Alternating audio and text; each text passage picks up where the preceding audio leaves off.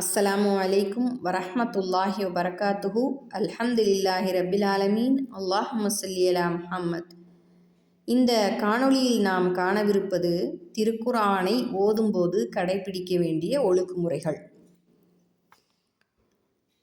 நாம் திருக்குர்ஆனை ஓதும்போது மனசில் ஒரு சந்தோஷத்துடனும் ஆர்வத்துடனும் நாம் திருக்குர்ஆனை ஓத வேண்டும். ஏனென்றால் திருக்குர்ஆன் நம்ம ஓதுவது அல்லாஹுவிடம் நம்ம பேசக்கூடிய ஒரு செயல். ஆகையால் அல்லாஹ் நம்ம கூட பேசுகிறான். ஆகையால் அல்லாஹ்விடம் நாம் பேசுவதற்கு சந்தோஷத்துடனும் ஆர்வத்துடனும் நாம் தயாராக வேண்டும். ரசூல் ஸல்லல்லாஹு அலைஹி வஸல்லம் அவங்க சொல்கிறாங்க, என்னுடைய சமூகத்தாரில் வணக்கங்களில் மிக சிறந்த வணக்கம் திருக்குர்ஆன் ஓதுவதாகும். மிகச்சிறந்த வணக்கம் திருக்குர்ஆன் ஓதுவது என்று ரசூல் ஸல்லல்லாஹு அலைஹி வஸல்லம் அவங்க சொல்கிறாங்க. மேலும் ரசூல் ஸல்லல்லாஹு அலைஹி வஸல்லம் அவங்க சொல்கிறாங்க, திருக்குர்ஆனை ஓதுவதற்கு நாம் அதிகமான நேரத்தை செலவிட வேண்டும். அதை ஓதுவதற்கு வெறுக்கக்கூடாது என்று அண்ணல் நபி ஸல்லல்லாஹு அலைஹி வஸல்லம் அவங்க சொல்கிறாங்க. மேலும் ரசூல் ஸல்லல்லாஹு அலைஹி வஸல்லம் அவங்க சொல்கிறாங்க, அல்லாஹ் சொல்கிறான்னு, ஒரு அடியான் திருக்குர்ஆனை ஓதுவதிலேயே அவரை முழுமையாக ஈடுபடுத்தி கொண்டார். என்னிடம் அவர்களுக்கு துவா கேட்பதற்கு கூட நேரம் இல்லாத அளவுக்கு எந்த நேரமும் ஒரு அடியான் திருக்குர்ஆனை ஓதிக்கிட்டே இருக்காங்க.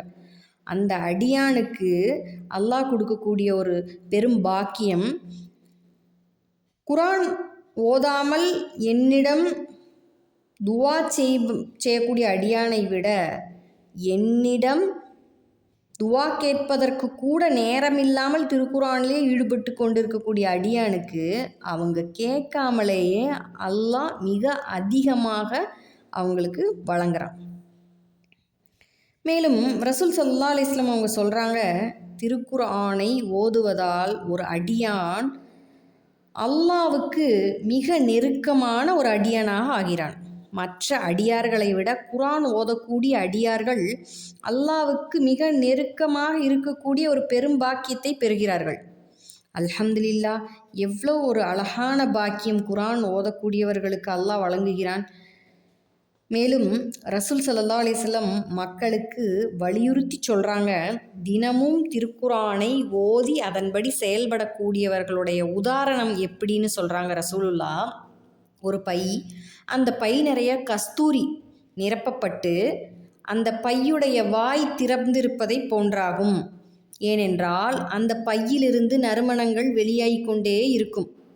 குர்ஆனை ஓதி செயல்படக்கூடியவர்களுடைய உதாரணத்தை ரசூல் ஸல்லல்லாஹு அலைஹி வஸல்லம் அவங்க இவ்வாறு சுட்டி காட்டுகிறார்கள். இதே குர்ஆன் ஓதாமல் அதன்படி செயல்படக்கூடியவர்களுடைய உதாரணத்தையும் ரசூல்லா சொல்கிறாங்க. ஒரு பை இருக்குது, அந்த பை நிறைய கஸ்தூரி நிரப்பப்பட்டு அதனுடைய வாய் மூடி இருப்பதை போன்றாகும்னு ரசூல் ஸல்லல்லாஹு அலைஹி வஸல்லம் அவங்க சொல்கிறாங்க.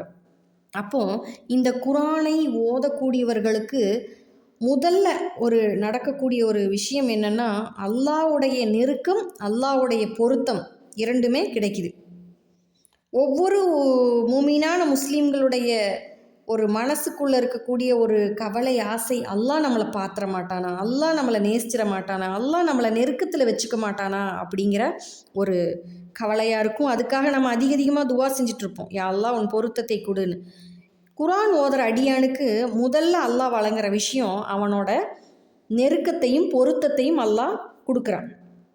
இரண்டாவது விஷயம் என்னென்னா, குர்ஆன் ஓதக்கூடிய அடியானுக்கு அந்த அடியான் அல்லாஹ்விடம் வாயை திறந்து அவருடைய தேவையை கேட்கவே வேண்டாம்.